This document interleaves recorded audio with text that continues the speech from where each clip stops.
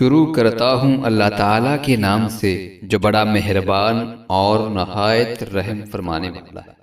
حضرت عقبہ بن عامر جوہنی رضی اللہ تعالیٰ عنہ سے روایت ہے، انہوں نے فرمایا، ایک دفعہ میں ایک جنگی سفر میں آپ کی سواری کی مہار پکڑ کر آگے آگے چل رہا تھا کہ آپ نے فرمایا، اے عقبہ پڑھ۔ میں نے آپ کی طرف کان لگایا تاکہ آپ جو فرمائیں وہ میں سن کر پڑھوں۔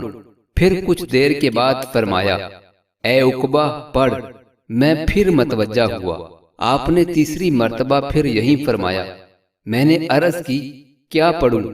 آپ نے فرمایا، سورہ قل ھو اللہ احد۔ پھر آپ نے آخر تک سورت پڑھی۔ پھر آپ نے سورہ قل اعوذ برب الفلق آخر تک پڑھی۔ میں بھی آپ کے ساتھ پڑھتا رہا۔ پھر آپ نے سورہ قل اعوذ برب الناس آخر تک پڑھی۔